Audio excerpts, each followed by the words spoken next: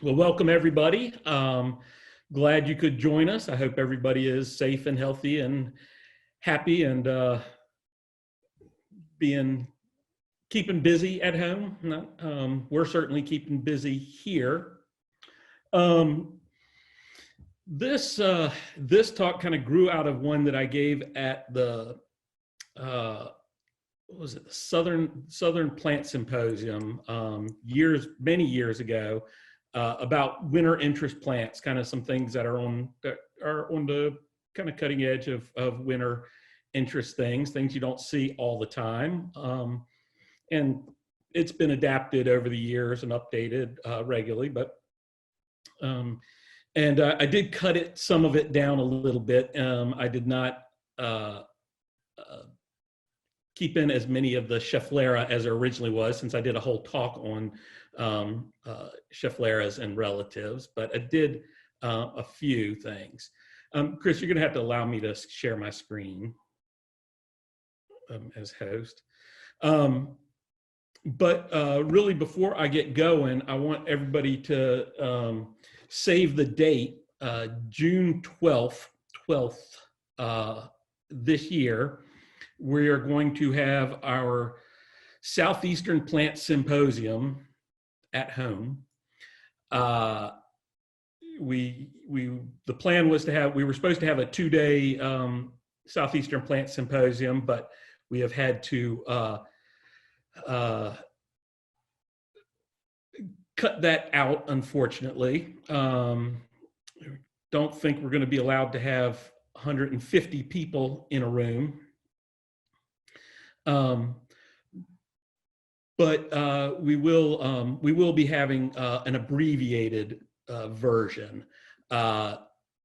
So June 12th,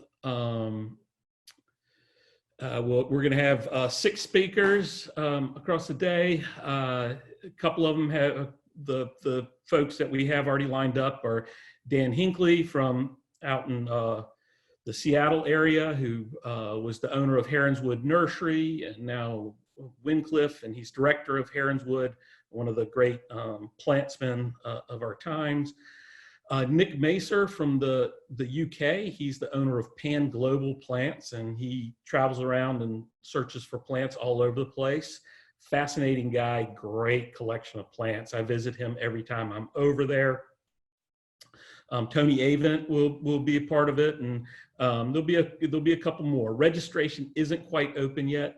Takes us a little while to get these things through the university to get it open, but it will open up fairly soon. So keep that in mind as moving forward. If you're like most of us, you won't have any other plans on June 12th. So we'll hope that you'll join us for that. All right. So this is, like I said, some winter interest plants, stunning Schefflera and elegant Edgeworthia. Because we generally don't do dormant very well. We do get a little bit of snow, but when we do, we don't react very well. I don't know if y'all remember Snowmageddon. This is not my picture, but I was right about where this picture was taken, maybe a little bit farther back. And I do remember seeing cars on fire. Not fun. But normally we don't have to deal with that. I always love when I get, when I'm interviewing prospective gardeners and they come from Chicago Botanic Garden or somewhere like that. And one of the questions they always ask is, who has to take care of snow removal? Does facilities do it? Is there a grounds crew, or do the gardeners have to do it? And I always say, when it snows, we all just stay home and wait for it to melt, and then we come in and we don't worry about it. So that's, really kind of our mindset. I can't imagine living up north where you really don't have much besides some conifers during the winter. All our broadleaf evergreens are really what makes the South so special, I think. So since conifers can be its own talk, and if we keep doing this long enough, they may be their own talk. I only put a couple in. One of them's a really old one. So they're not all new cutting edge plants, but it's it's one that's kind of been a little bit forgotten and passed by in some newer selections, and that's Cryptomeria japonica globosa nana. This is the Japanese cedar, the dwarf globe Japanese cedar. I got introduced to Japanese cedars at the Atlanta Botanic Garden, where we were developing, while I was there, a really great collection of them, mostly because J.C. Ralston had told some of the staff down there that they should really be collecting them. So we were doing that. And we must have had somewhere upwards of 50 or 60 at the time. And really, one of the best ones was always this really old cultivar, Globosa Nana. We are, for those people who are members, or people who want to join, we are having a plant sale, online plant sale right now. You can only order if you're a member.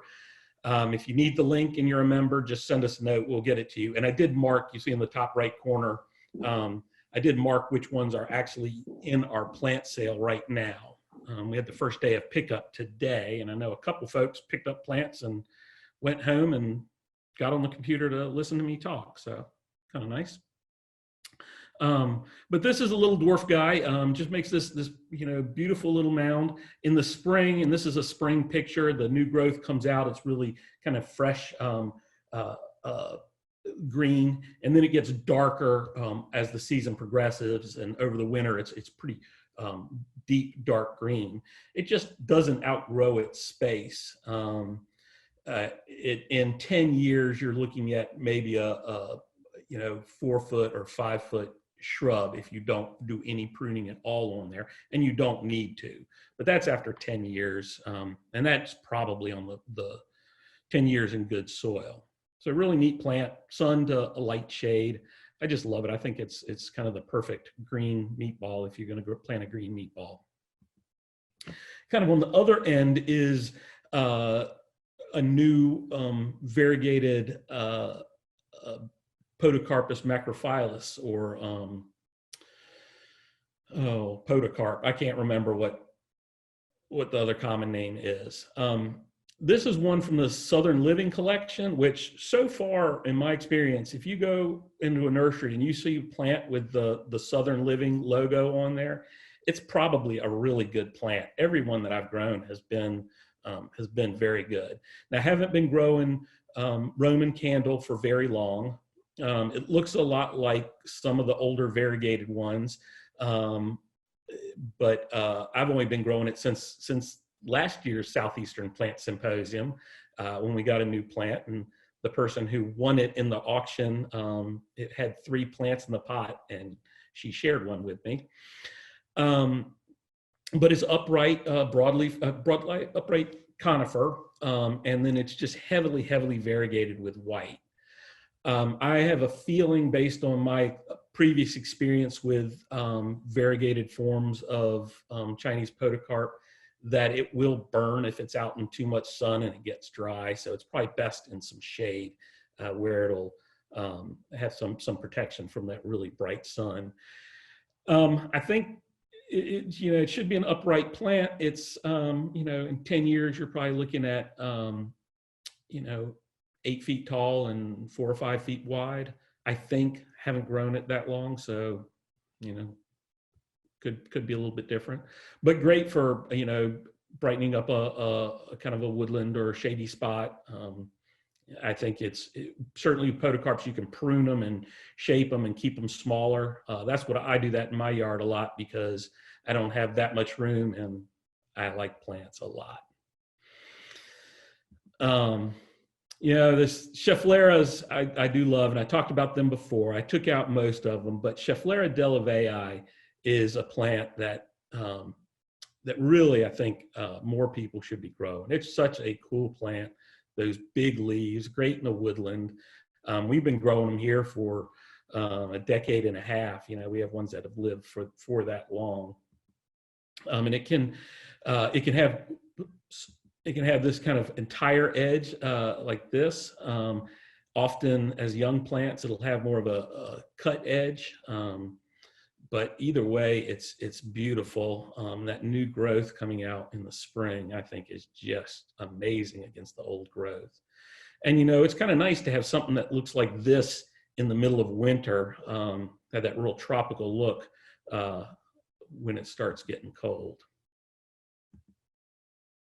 A relative of Schefflera, the Fatsias, and I talked about these some in a previous talk, so I won't go on too long, but they are hard to beat for just being kind of these really solid, beautiful shrubs for fairly sunny spots to really pretty shady spots as well.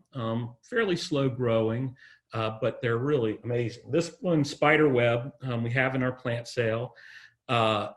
It will often, as a young plant, newly planted, it will not be this variegated. It'll be much more green with kind of lighter variegation in there. And what it is if it's too happy, the soil's too fertile, it will not be as variegated as if it's kind of grown on fairly lean soils. So keep that in mind. But beautiful plant, and that one is in our plant sale, nice big ones. As is the really old form variegata, which is just kind of irregularly marked and edged with white, with pure white. So it's not as heavily variegated as some plants, but it's nice in a shadier spot where it does, that variegation does pop a little bit. The leaves, when it's really happy, they can get to be, 8-10 inches or more across. I know some people who grow it, who do a lot of flower arranging, that do it so that they can take some leaves off to, kind of be a backdrop for some of the flowers they have in a vase or things like that. I think it's a great way to use it. It's kind of a utilitarian plant that doesn't look utilitarian because it's so tough. And, once you get one that's going big, you can whack off a branch, take off a whole branch. Get my laser pointer, whack this branch off, and it roots like nothing, even out of a big old thick stem. So you can really increase your plants like that, but it is slow growing. So it takes a little while, and that's another one we have in the sale, at least some left. Pittosporums, we've grown a lot of pittosporums over the years at the Arboretum. A lot of them did not survive for very long. One that's proven very good is Pittosporum illicioides, the holly-leafed pittosporum. And it can be pretty wide leaf. That's kind of the more typical form you see, where it's about a 4-inch long leaf that's about 1.5 inches or so wide. But there are some narrow leaf forms. This variety Angustifolium, and this is a named one called Strappy from Cistus Nursery. And it's just this great, really fine texture in the garden. Let me see, I thought I had some pictures of flowers. The flowers aren't super showy. They're in the late winter and early spring, you get these kind of yellowy green flowers that are nice, but really you grow this one for its texture. Love Alyssiums. They're one of my favorite plants, mostly, and I'm getting to like them even more because they're mostly deer proof, and that's becoming a bigger and bigger issue for me. This is a little tiny one that's just getting out into the trade after, years and years of people growing it, and it doesn't propagate fast, so it takes it a little while. But it's one called Swamp Hobbit. It's our native. One of our native anise shrubs. And the neat thing about it is it's a dwarf, but it has full-size flowers and full-size leaves. So it only gets about 18 inches tall at most, and maybe 30 inches wide. So you could use it, really almost like you use a big hosta, and the deer won't touch it. Although I did find that slugs sometimes eat the flowers on it. They don't do a lot to the leaves, but they do eat the flowers on there, which I'd never seen a slug on a anise shrub before. That's what happens when you got them laying down on the ground. It kind of comes out a little bit dark. Hope you can see it. This is another one that's in our plant sale. Illicium anisatum Murasakl-no-sato. This emerges with almost black burgundy leaves, which then go to green. It's the form that we have in our plant sale. It doesn't look like it's going to go variegated. The true original form has kind of a faint variegation. It's actually kind of hard to see. And these are young plants. I'm not entirely sure if that's going to show up or not, but the new growth is amazing. In my garden this year, I've got a 2-year-old plant. It's been vigorous as can be, and it is, right now, there is nothing that competes with it. And I've got irises and peonies and, you know, all kinds of things in flower, and it is absolutely the showiest thing in the garden. That dark purple black foliage against the green foliage is great. My 22-year-old son asked what it was, and he generally doesn't notice the plants in the garden. So it's really nice. And my plant, I don't have a lot of space for it, so I'm gonna let it flush out, and then once it's it starts turning green, I'm going to come back and I'm going to prune it pretty hard and try and flush out another round of new growth. So that'll serve to keep it smaller and also keep that great color.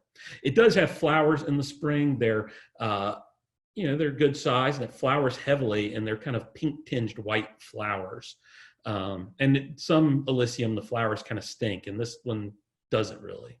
And we do have some in our plant sale. I don't know how many we have left because they tend to go pretty fast, but and last I checked, we did have a half dozen or so. There are other Illiciums. We've been collecting them because so many people are concerned, ask about deer-proof plants. There's been a gold leaf one floating around for years from Tony Avent called Florida Sunshine. This banana peel is supposed to be, it's like Florida Sunshine, but it's supposed to be a little bit more compact. Florida Sunshine as a young plant tends to be real floppy in the pot and in the ground. It takes it a couple years to kind of really look like this, where it's all standing up and looking nice. The banana peel is supposed to be a little bit better at that. It's supposed to be a little bit smaller. I haven't really seen a whole lot of difference so far, but maybe something. A plant that I thought was just kind of the oddest thing for anybody to sell is this gold doubloon Gardenia jasminoides. And I've actually got the original. This was a cultivar name that was put on it when it was brought into the US. I've finally found the original cultivar name. I forgot to change it on here. It's Ogan no Hana, which is what we have it as in the garden. And this is a gardenia. It has full, the full double, really beautiful, fragrant gardenia flowers that people love. But it has this gold foliage, which when I first got it, I said, well, every gardenia I've had has gold foliage. It turns yellow if it gets too much water, yellow if it gets too little, too much sun, too little sun, always seems to turn yellow. But we've been growing this at the Arboretum for a while now, and during the winter especially, this thing just glows. When I leave work, when the sun's kind of low in the sky, kind of fall, and that time when you get that kind of warm sun, this thing just, it glows like nothing else that I know of. So I've really come to love it. I actually have one planted outside the front of my house. It got hit this year, even though it was pretty mild. It was really actively growing when we had that one early freeze in November. But typically it's just fine. Looks a little bit rough to end of summer, but then it leaves back out and it's beautiful again. I'm hoping mine gets some flowers on it this season because it didn't last year. And speaking of gold-leafed plants, one that we've been asked about because it's planted out by the front gate and people who are picking up their plant sale plants are driving by up there is this rock rose, Cistus Mickey. Cistus are really easy plants to grow if you live in a Mediterranean climate. They love that. Really well-drained soils, hot and dry. They don't like a lot of humidity. They generally don't last long for us. We can grow them in one of our dry gardens for 2 or 3 years usually, and then they kind of peter out. They look great for 2 or 3 years. So we got this variegated one called Mickey. I assumed that we would have not very good luck with it, that it would maybe last for a year or two, and that would be it. It's approaching a decade in the ground, I think, in our xeric garden. I've got one planted at my house just in regular, actually pretty rich garden soil. It's doing great. You really don't even need those flowers with that foliage. That's it in the middle of winter. I took that picture, I think last year maybe, right before a talk I was giving in February, probably this talk. And I mean, that's pretty amazing. And right now, this is what it looks like in my garden at this moment. The new growth is coming out. It's vivid gold. It's got these white flowers. It'll finish flowering in a couple weeks. And then I'll just have this mound of beautiful gold foliage for the rest of the season. We have no idea why we have this one and a fully gold one that both have really outlasted any of the green leaf ones we've grown. Have no idea why. So we think it's just a really cool plant, and just glad we can grow it. Another gold leaf plant that I love, that I have grown in my home garden, is this Ilex integra ogon. Yeah, there we go.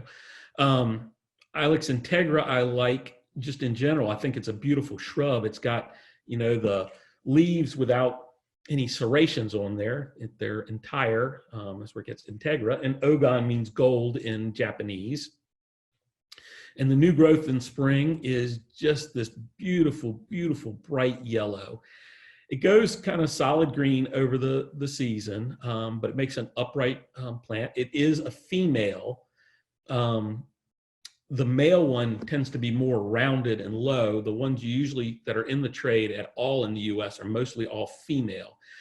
So we'll get red berries if it has something nearby that will pollinate it, like another integra. But I just think it's amazing. And I got to admit, part of the reason I love it, my first trip to Japan, this was the first really cool plant at a nursery that I saw. We went to see some of these in the field, and I knew I was in for a good trip then. But I just love that bright spring gold. I love plants that have bright growth, even if they lose it over the season. In my mind, this is like a holly that flowers. I get covered in gold, and then it'll go solid green. That's showier than a lot of flowering things do. Of course, when you grow hollies, often you're growing them for fruit. Our native Ilex vomitoria, the Yopon holly, this is a form called Yawkey with just the biggest fruit set of yellow berries. This is pretty much always our heaviest fruiting Yopon holly in the garden. It just is, I love it. I think it is so cool, and it's so heavy. Our biggest problem with it is it's an upright plant, and it fruits so heavy that it'll start splitting the plant apart, kind of splay it, because it fruits so heavy. But then the cedar waxwings will come through and just strip all the berries off. So that's good. My wife has just gotten into bird watching during this quarantine. Our deck is now covered in birdhouses and bird feeders and all kinds of things. So every day when I come home, she tells me what new she's seen. So I'm going to have to start bringing in more of these plants that the birds love for her. There are other Ilex vomitoria. This one, tricolor. You can kind of see where it gets that name, tricolor. It's not a real strong going plant. I've been trying to get some nurserymen to grow it because it was just about lost to cultivation. We've got it back, and we propagate it on occasion and get it around to people because we don't want it to be lost. But you get this pink and green and whitish yellow. It's really a striking little plant. It's been slow growing though. It's taking its time.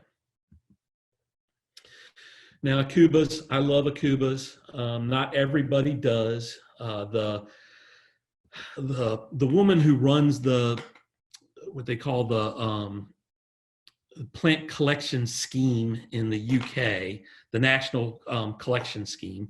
I was given a talk and I met her and I said something about I was going to go visit the collection holder for Aucuba, and she said, "Oh yes, Linda Eggins." And then she looked at me and she said, "They're kind of parking lot plants, aren't they?" And I thought, well, yeah, they kind of are, which means people are buying them and planting them, and they'll live in tough spots, and they look great in shade. And there's a lot more than just the old, gold dust plant with the speckled leaves. There are, ones margined and centered with different colors. There are narrow leaf ones. There's a lot out there. A couple of my very favorites. One is Natsu no Kumo, which comes out this creamy yellow white in the spring. So again, it's like having an evergreen shrub and Aucuba that flowers white. I'll take this against any flower anytime. So it flushes out that way, and then it turns green and it grows great the rest of the season, and then it'll flush out again. This is the same plant. Look at that. That's beautiful to me. I also like the margined ones. Hemikikufurin is supposed to be a smaller plant than the old Sulphurea marginata or limbata, the more commonly seen gold edge plant. I can't tell a big difference between them, but I like saying Hemikikufurin more than I like saying Sulphurea marginata. But in the shade, these are shade plants. Look, that's going to light up the shade, and that's going to look like that 12 months of the year. It's hard to beat. One I'm really liking, again, is Daisuke's Tiger. And this, when you got it growing in a lot of light and it starts getting really vigorous, it gets almost yellow. The stippling gets so intense. In fact, I gave a plant to Tony Avent, and he said, "That's not Daisuke's Tiger. That's something else," because it was the foliage was so stunning. And I said, "No, just grow that out. This is what it is. It looks different as it ages, which I love." There are some other species. I won't go into them. Most of them are a little bit hard to find. Hopefully we'll be propagating some of the Aucuba omiensis that we have as they grow a little bit. There used to be a form in the trade from Roy Lancaster that was not very hardy, but this one we've collected seems to be much hardier. And this is basically a tree Aucuba. It gets 20 feet tall. You can limit up to a single trunk. Great big leaves, big thick leathery leaves, and correspondingly big red fruits as well. Most of ours are seed grown, so we don't know if we're going to have male or female. We're hoping to see some in flower in the next year or two, so we can select a good female and male, so we know that we can get fruits on this, because these are like hollies where you do need a male and female. Another Aucuba that this one is in the plant sale is Tatsumaki. And it's a hard one to photograph. Tatsumaki means like cyclone or something along those lines. And the leaves are all kind of a little bit contorted and twisted, not a whole lot, but just enough that the light, no matter where the light's coming from, it hits it and reflects it back to you. And what I find is I've got this in a wooded area by my house, and what I find is it really kind of pops out there where other Aucubas kind of get lost. It always seems like light is reflecting off of it, and it's a male form, so it's a good pollinator for other ones as well. I really like it. It's hard to photograph. Some people, it's not their cup of tea, but and as a young plant, it kind of looks a little funky. But once it starts filling in like this, I think it's a real striking thing. Daphnes, love Daphnes. Would not garden without Daphnes. I have them near my front door. So in the winter when they're flowering, I can smell them. Theoretically, except for I park in a garage, so I miss that fragrance.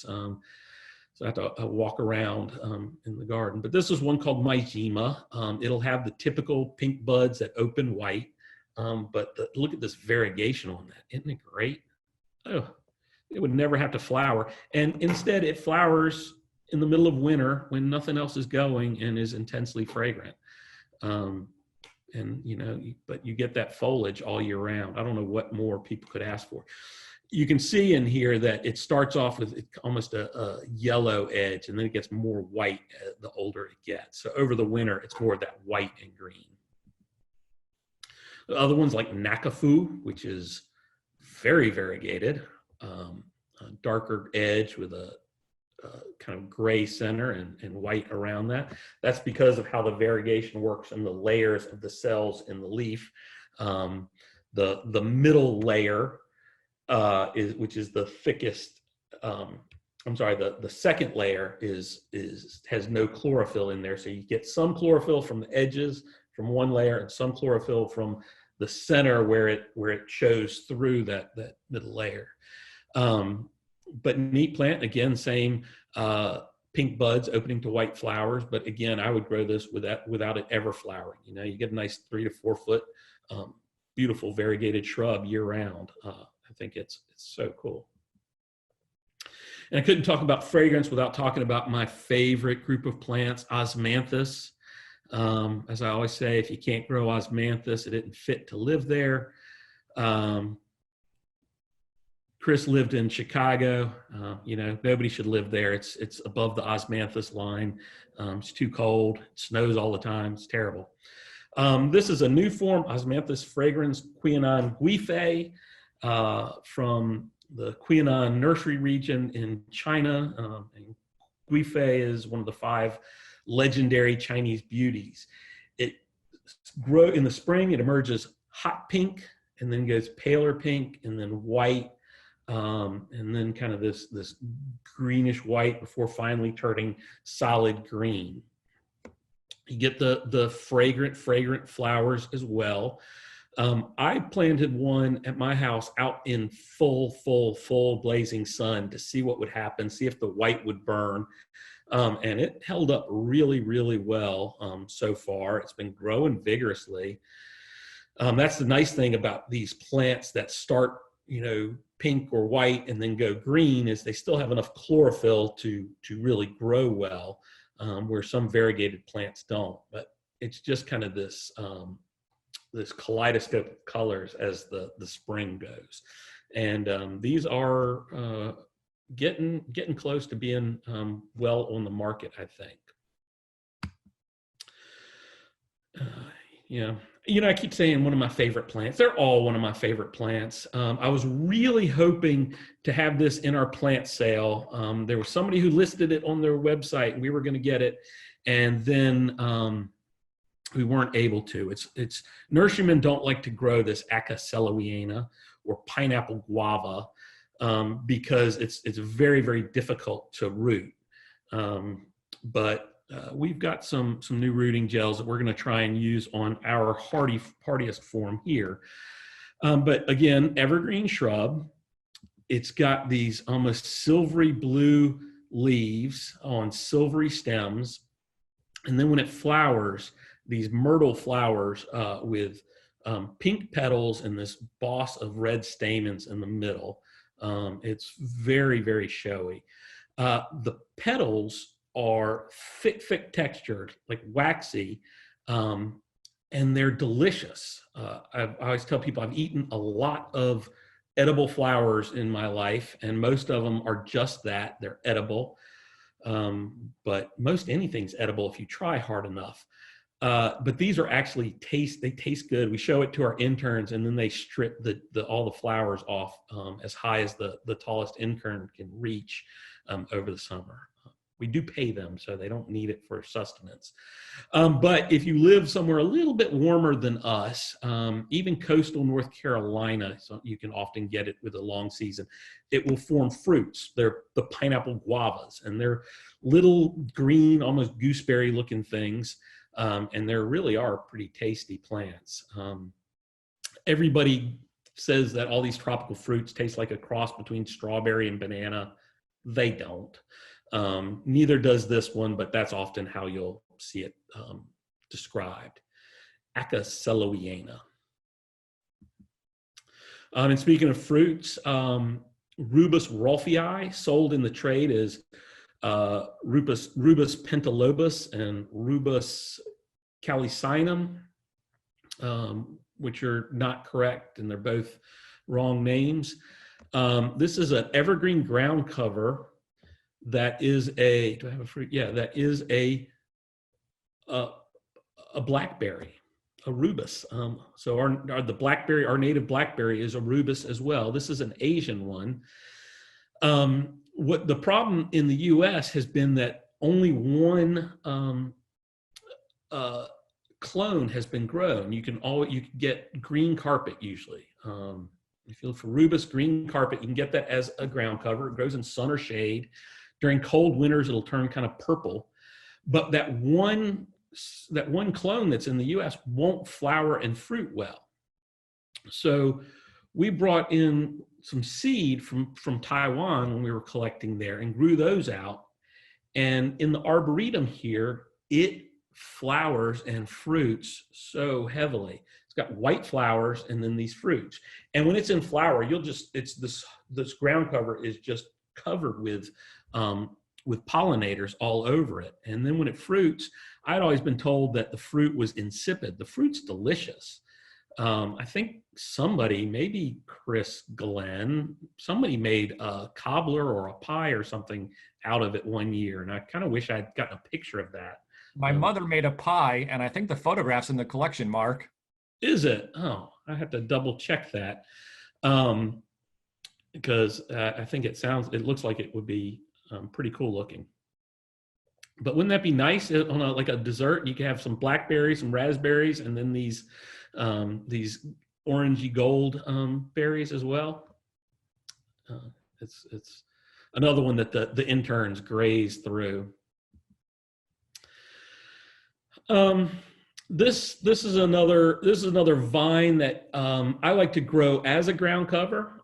It's one of the Trechospermums. You can also grow it as a vine and let it grow up a trellis or fence or whatever, up a tree. This is being sold by several names that people say are different.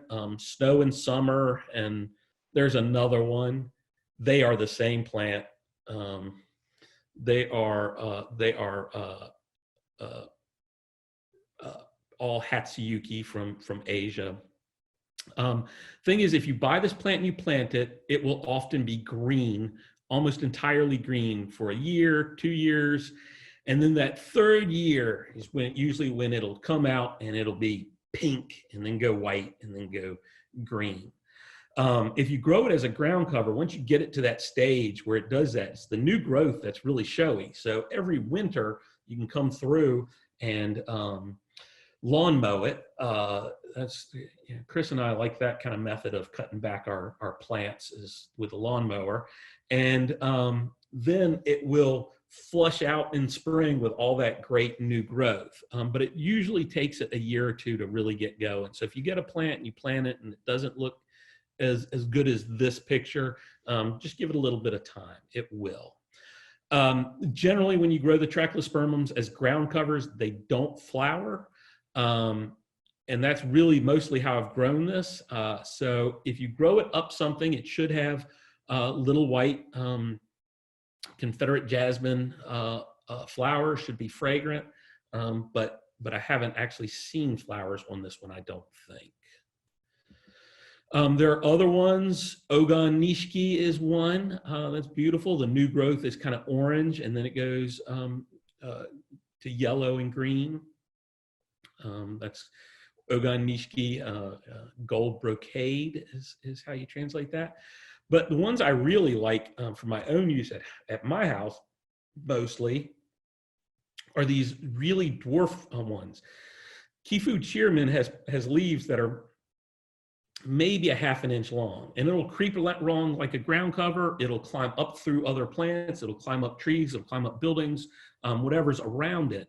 But I keep it as a ground cover, and I kind of keep it trimmed back, like edging and things like that.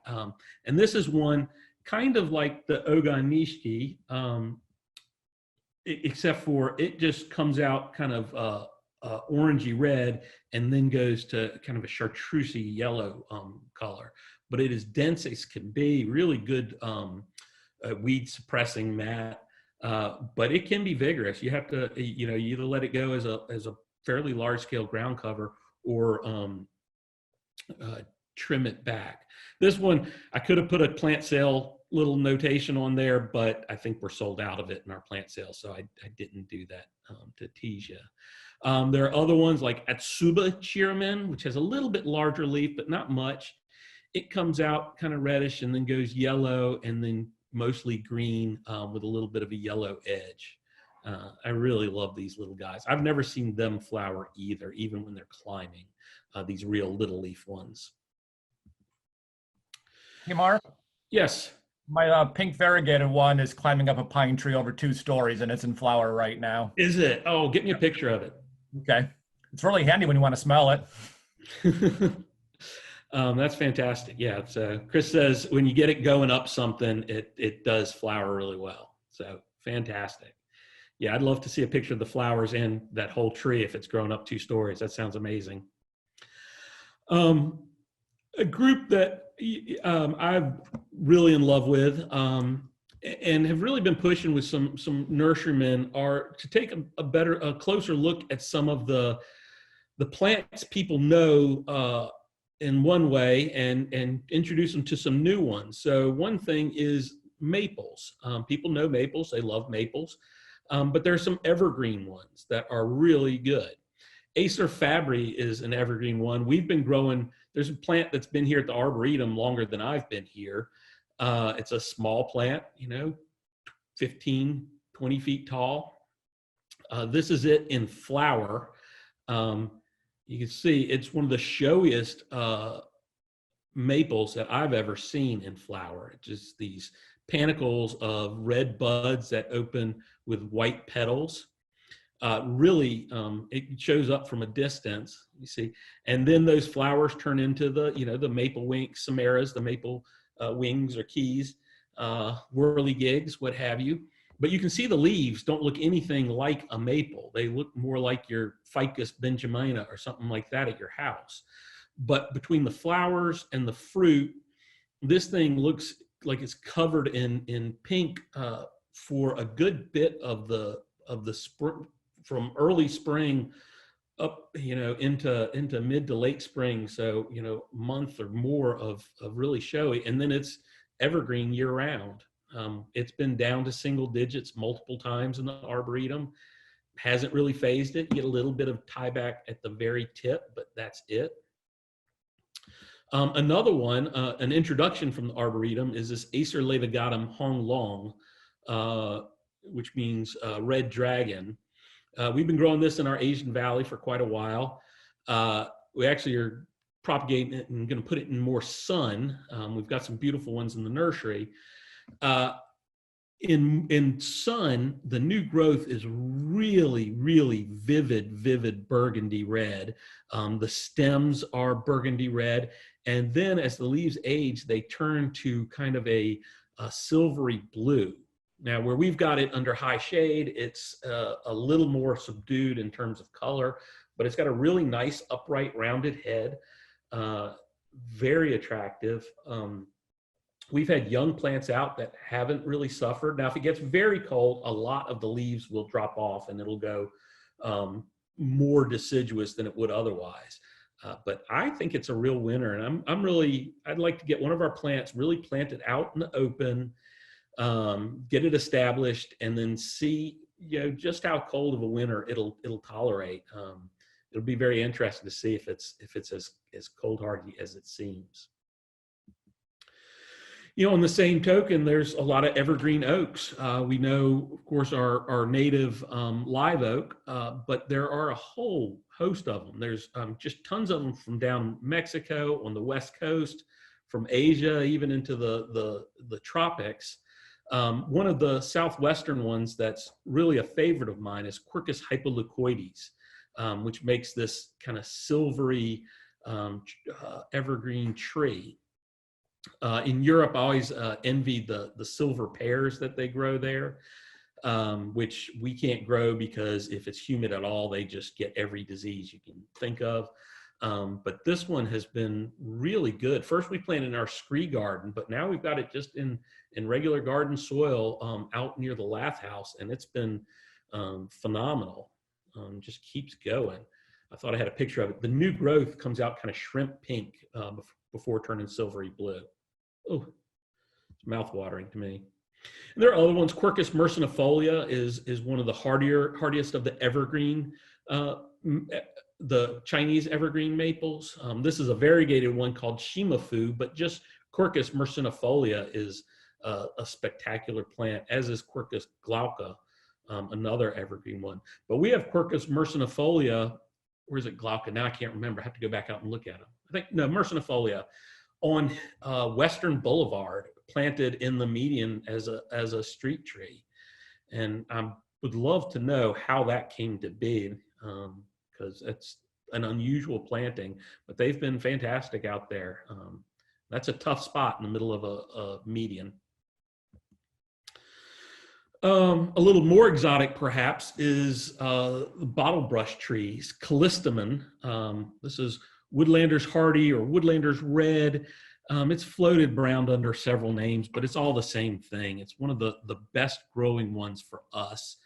We've had it out at the Arboretum for years and years and years. Where I first really became impressed with this plant was we had some growing at another garden in one of the hottest, driest spots you could imagine.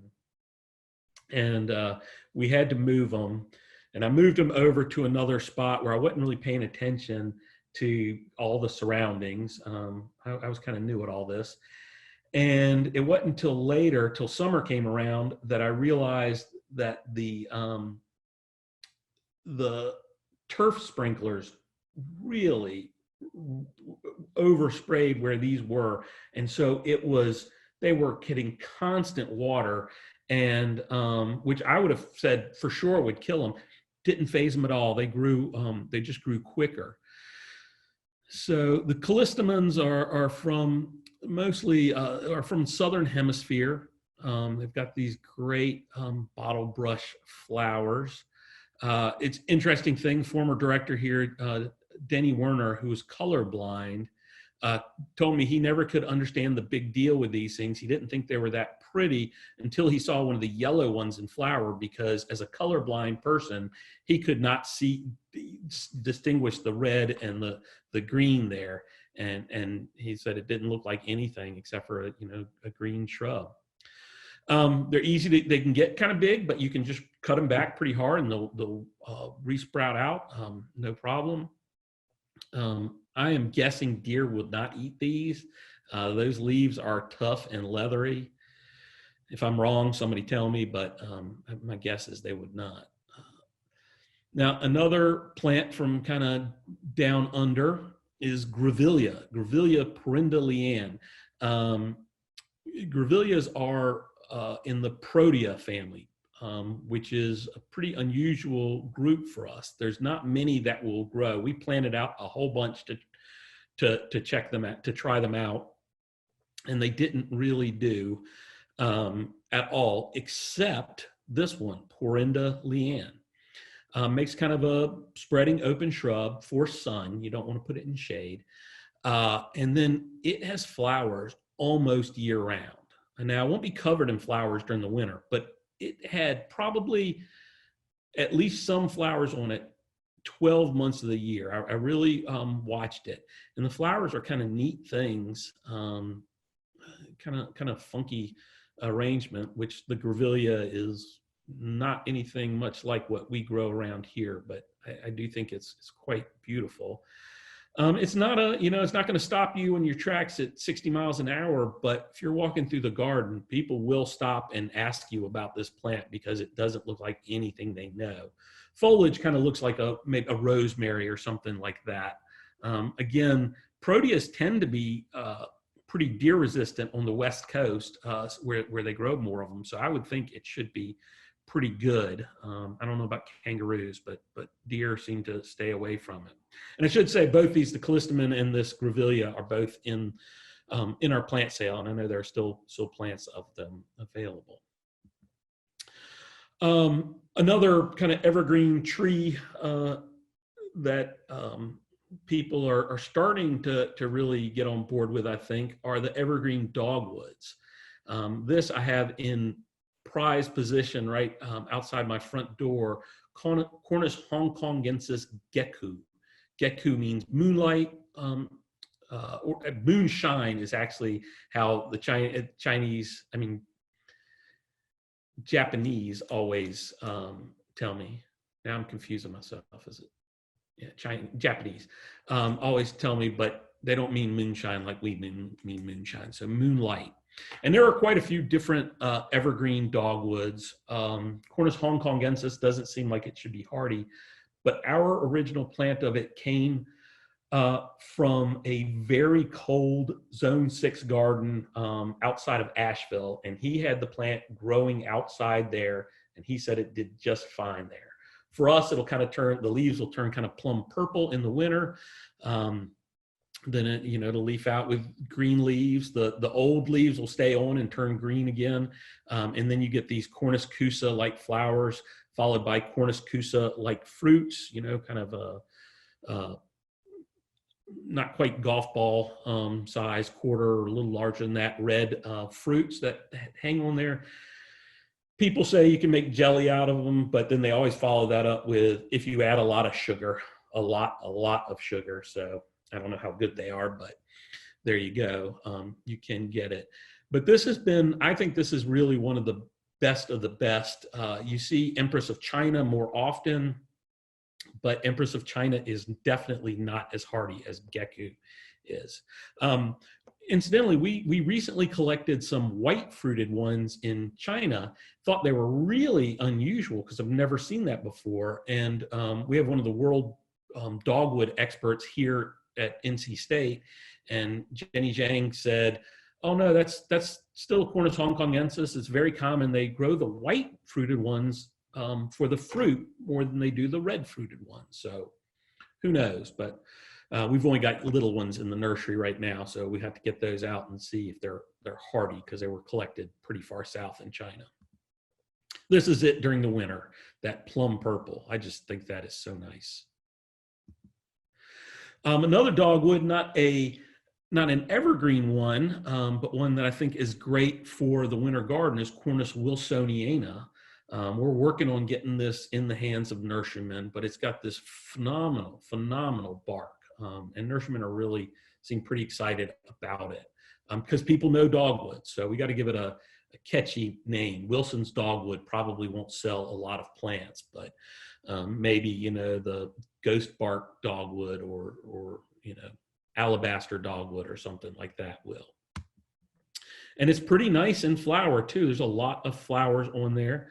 I don't have a very good sense of smell, but even to me, there's about a day or 2 or 3 when it first opens up that it's got kind of a funky smell that's, I don't find terribly pleasant, but flowers are beautiful, and it makes a little blue-black fruit that birds seem to like quite a bit. We really like the plant. Other deciduous dogwoods, because there are deciduous plants that are great winter plants.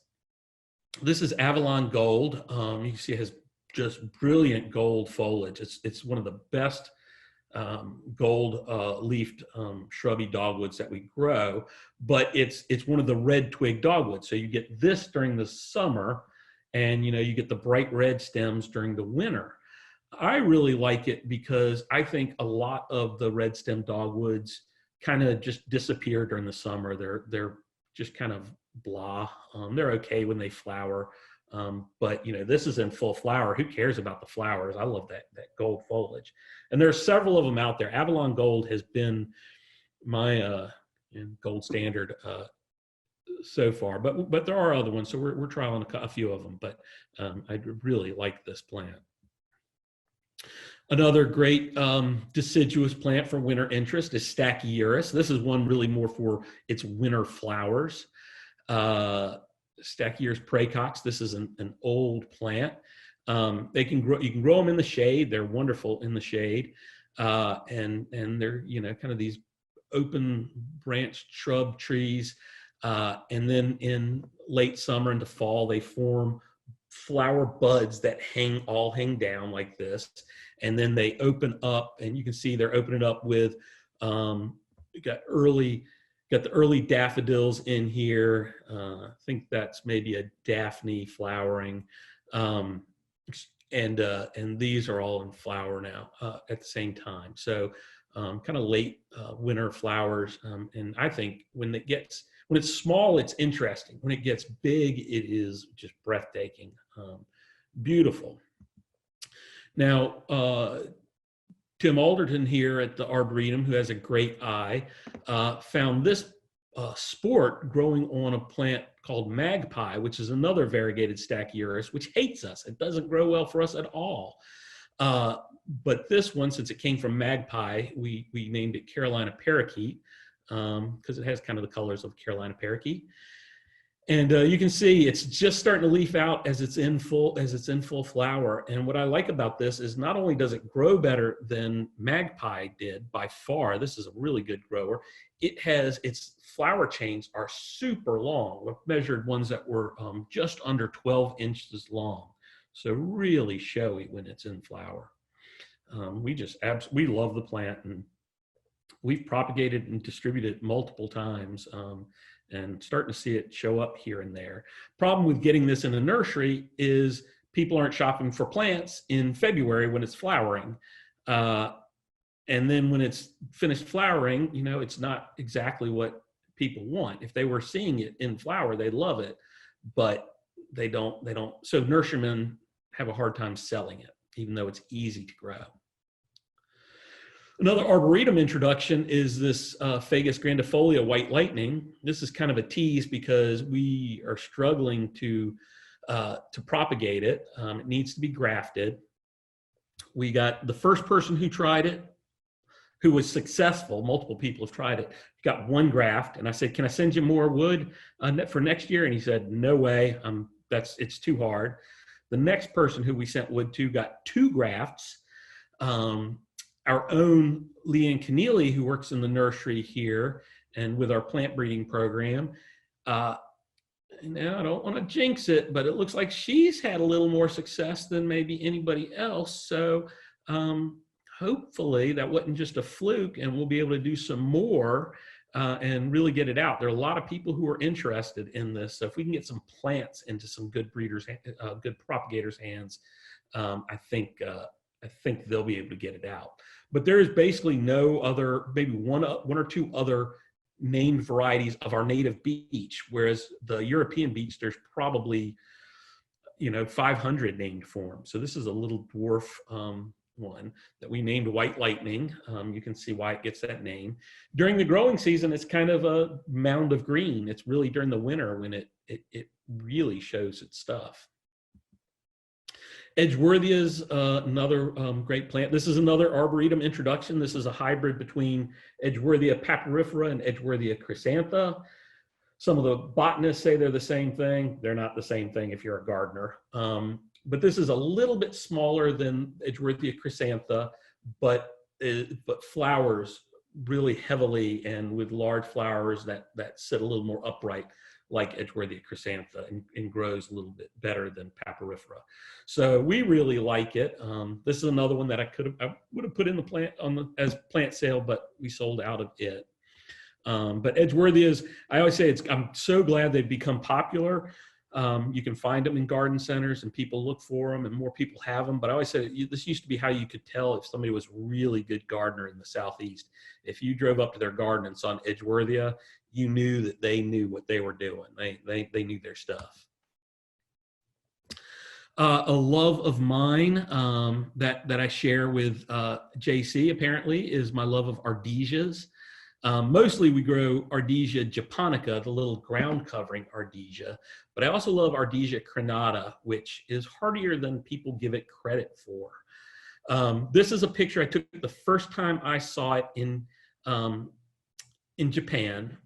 We saw it at a little nursery and we all flipped out over it. We were like, wow, and it was so expensive. And we all bought one little plant and, tried nursing it to health when we got it through all the inspections and everything we got back home. Beni Kujaka means red peacock. And then we found as it grew, now Ardesia crenata doesn't grow as a ground cover. It makes like a little small shrub for shade garden.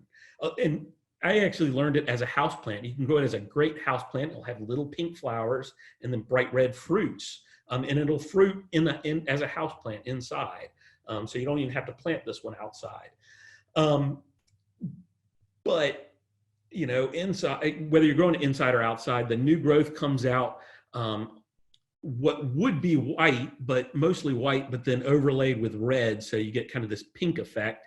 And then as the red overlays the green, the chlorophyll, it gets kind of a darker burgundy. And then as it gets shaded out, it turns more and more green. It loses the anthocyanins, the red part in there. But it's a good grower, unlike some variegated things, because that chlorophyll is underneath that red. And so it really can still photosynthesize, so it grows well. What we have found since bringing it back in 2006 from Japan is that when it sets seed, and it does that very readily, every single seed, if you sow those, every single one of those seedlings will come up identical. You'd think with something like this, you'd have to do it by cuttings to keep it clonal, but these are all seedlings and they're all identical. And we've sown out a lot of seeds and never seen one that's not identical. So it makes it easier to do more of them. I love the Ardesia crenatas, and they can be a little tender. If we have a really cold winter, they can have a problem, but if you have them under high shade, usually they're just fine out in the garden. Rhodia is another great plant for the shade garden. Evergreen, you know, thick textured. Deer tend to not like them. A couple of my favorites: Fuji no Yuki with that bright white margin.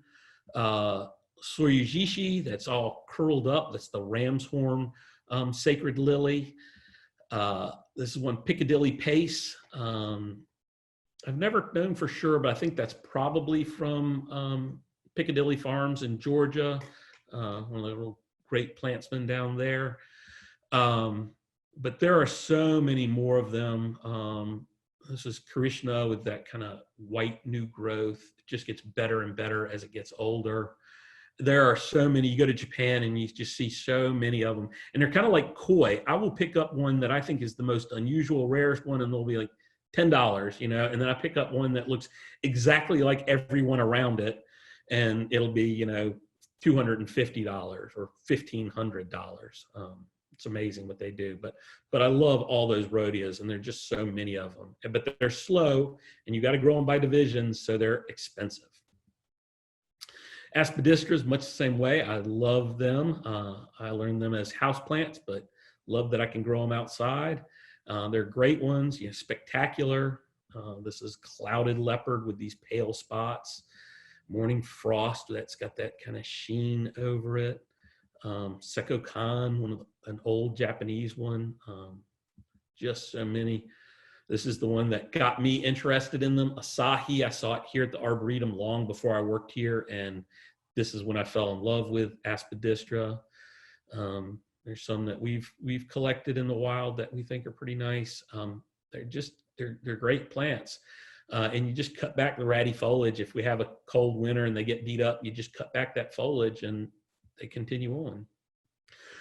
Now, herbaceous plants aren't just for evergreen foliage. They can be for flowers. The Algerian iris, Iris unguicularis, and there are several selections around of this. This flowers in the middle of winter. Flowers when there's snow falling on it. That's when it's flowers all winter long, which is great. I forget the name. That's a great white. But there are quite a few different named Iris unguicularis. We've been collecting a few more and planting them out. So as they get bigger and we can divide them, maybe we'll have some to share. Sages, the culinary sage, Salvia officinalis, is an evergreen plant. It doesn't love our heat and humidity, but Salvia fruticosus, which is really likes our heat but doesn't like the cold. This is a hybrid between the two. Salvia New Yar, we have distributed this a few times, and it's a spreading kind of upright sage. When it flowers, doesn't flower during the winter, but it's evergreen for us during the winter. It looks really nice during the winter. When it flowers, it's spectacular. You dry the foliage like culinary sage, and it is even better than the typical culinary sage. So good. Disporopsis pernii. I gotta hurry up, man. There's too many good plants here. This is an evergreen woodland plant that kind of slowly spreads in these dense patches like this. And then it flowers in the spring, flowering right now with these white flowers. It's one that I rarely cut back. It really looks good, still looks good after most winters out in the garden. Every once in a while, I'll give it a haircut, but not that often. And it is tough as nails. Deer don't eat it at my house for sure. Kind of thick, leathery leaves, and it's beautiful right in the middle of winter. And that's one that's in the plant sale, as is the strawberry begonia.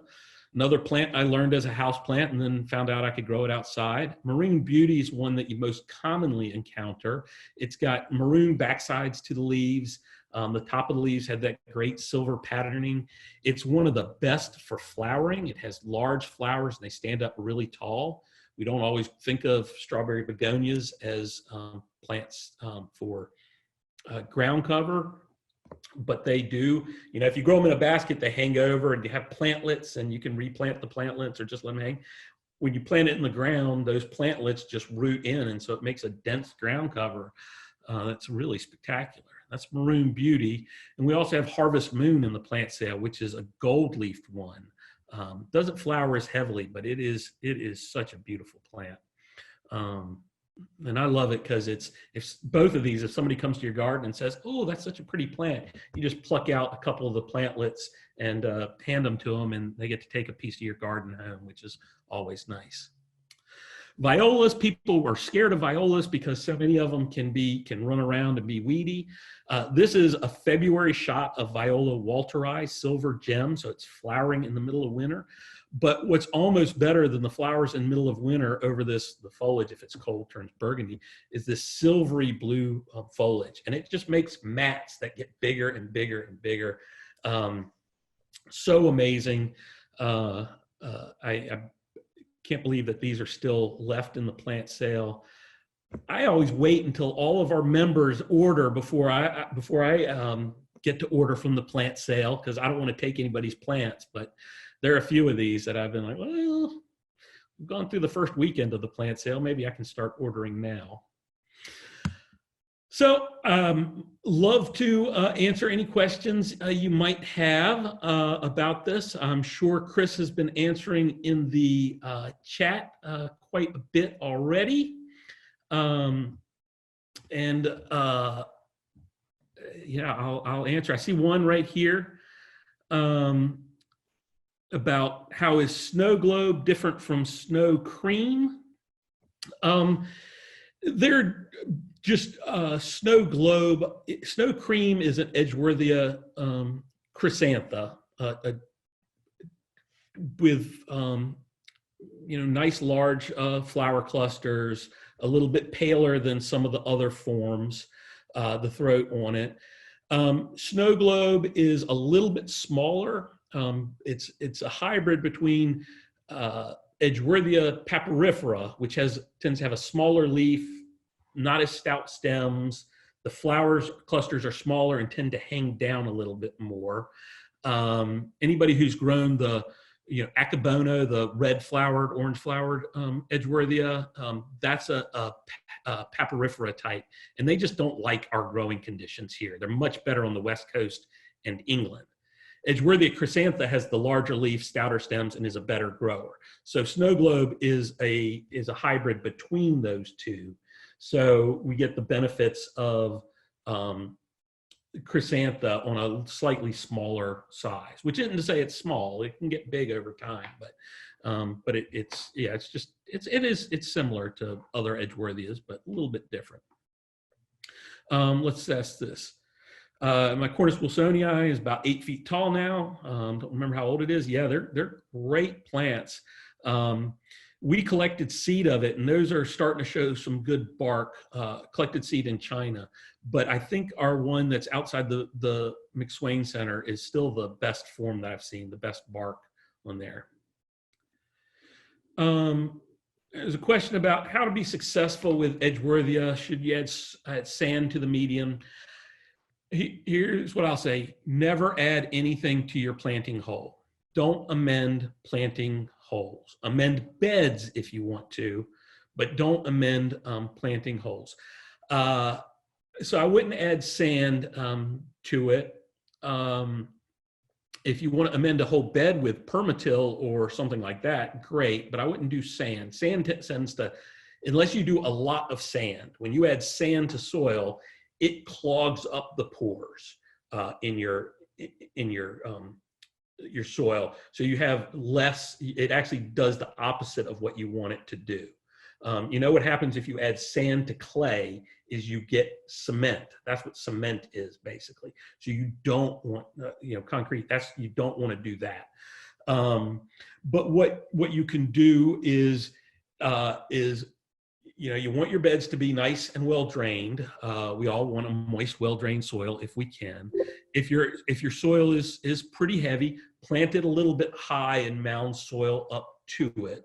Or plant it near a larger tree where the tree will suck up a lot of the moisture. But Edgeworthia tend to be pretty adaptable, and Snow Globe has certainly been a pretty good grower for us. Any other questions, Chris? Was there anything else that you didn't catch in this? I got a lot of them. I did ask a couple of people to save them, but I think you got most of them. So Woodlander's hardy, Collstemon versus Clemson hardy. Which one is more hardy in North Carolina? I don't know. And I don't know if Clemson hardy and Woodlander's hardy are really different plants or not. They're both came out of South Carolina, and it's entirely possible that Woodlanders got their plant from Clemson or vice versa, and names, it was just it's a hardy form, and people had success with the Clemson one, and the one from Woodlanders people had success with, and so they just called it hardy. So I don't know if there's even a difference between the two. They look very similar. So we've got Woodlanders hardy for sale in our plant sale, so obviously it's a better one. Lori's asked where to buy the evergreen dogwood. Where to buy the evergreen dogwood? That is a great question. We've been sharing a lot of material with the folks at Mr. Maple, so they may have it soon. We have shared material with some of our local nurserymen here. I don't think anybody is anywhere near having it ready for production yet. You can often get Empress of China, which is a good plant. I grow Empress of China. We grow that here. It's a good plant. It's just not quite as hardy. So in a mild winter, it's fantastic. And when it has a fantastic spring, it is one of the showiest dogwoods you'll ever see in flower. But it gets beat up a little bit more than Gecko does. Where to find Rubus rolfii? You can find Rubus pentalobus, or calicinus as they call it, emerald carpet. You can get that if you want to do a big area. You can get that from like classic ground covers, which you can order from them, and you can get a whole bunch sent to you for pretty cheap. Or you can get it a lot of times from local nurseries. They won't call it Rubus rolfii. It's just everybody has it wrong. It won't flower and fruit for you though. We have shared plants with some people who are interested in edible plants. I don't know that they've done much with it, because I think what we need to do is we need to take some that we're growing, because we have a whole mass of seed that we grew out from seed, that fruit, and we need to take several of them from different areas and just put names on them, cultivar names, and tell people you need 2 or 3 of these cultivars to get fruit. because I have a feeling that if you take one plant of Rubus rolfii, even from ours that's fruiting, if you have one plant, it may not fruit by itself. It may need the crossing, like, blueberries fruit much better when you have them cross-pollinating. Apples do, a lot of fruits do. And I think that's the issue. So we probably should just name a couple and propagate a bunch and then get them out that way. So if it's something that you're really interested in, send me a note and we'll propagate a bunch and, get them out there, either in our giveaway or sales or whatever. Somebody, Lynn Swanson says that she got a Cornus wilsoniana from Garden Treasures out in Wendell, Pat McCracken's nursery, some months ago, and they might have more. And theirs comes from our tree here. So there you go. Mark? Yep. They can propagate their own in our propagation workshops, which we're moving to the first 2 Saturdays in June, should we be allowed to have the events. Exactly. Yeah, you might be able to propagate your own. It's been a odd one to propagate. It propagates really easy sometimes, and then other times we don't get any success with it. And we've had very little success ever since we've been trying to get it to nurserymen. It seems like it doesn't root anymore, but we're still working on it. So I got my original plant from a volunteer who had done it on the propagation workshop. Any other questions? All right. Well, thank y'all all for joining me. This is one of the highlights of the week for me. I hope y'all all liked it. I hope maybe I piqued some interest about some of our plant sale plants. And if you're a member and you need that link, just get in touch with Chris or Catherine Wall. If you're not a member and want to become a member, you can do that online, and we will then send you the link. But and we'd love to get some of these plants to you. We're doing a good job with our social distancing with the plant pickup today. We got a system down, so minimal interaction. So what's on the menu for next week? What's on the menu for next week? Chris, I'm looking it up right now. Give me a moment. How about answer another question? All right. Are you going to show us the winter garden, like that you mentioned the plant sale on the slides? Are you going to show us the winter garden plants? I don't have any shots from the actual winter garden right now. Some of the pictures were taken in the winter garden. Well, Mark, it's going to be a tough one for you. It's plant lust, a few of my favorite things. Few of my favorite things. Mark, one question. Yes. How old does my Cornus wilsoni need to be before it will bloom? It doesn't take it that long. It's more about kind of size when it transitions more into adult. So I'd say when it gets to about 8 or 10 feet tall, it should start flowering. That's about what ours start seeing now. Okay, thanks. Yeah. We're going to be on for 3 hours for a few of my favorite things. No, just a few of my favorite things. So the record shows that I'm pulling it up right now. I think we got the Cornus wilsonii in 2002, and it's been flowering for a good number of years now at the Arboretum. Yeah. Thanks, Chris. Did you I kind of missed it. Did you mention how nice that smells when it flowers? I did mention that it has a little bit of off smell for a couple of days. Fortunately, it's out in the field. What's that?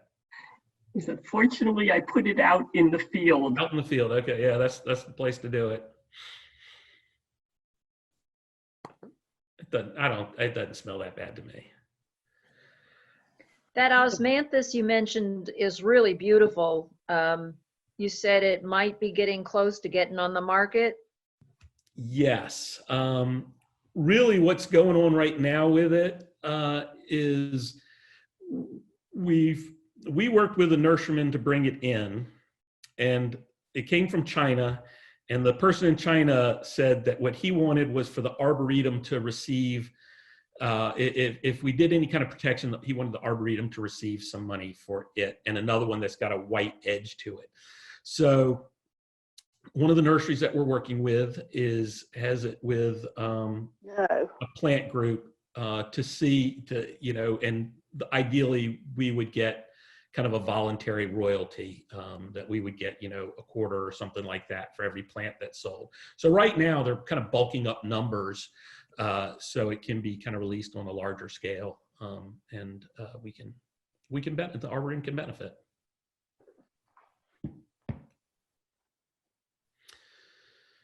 Any other questions? All right. Mark, Yep. one last question. That Podocarpus, do you know if the deer like it?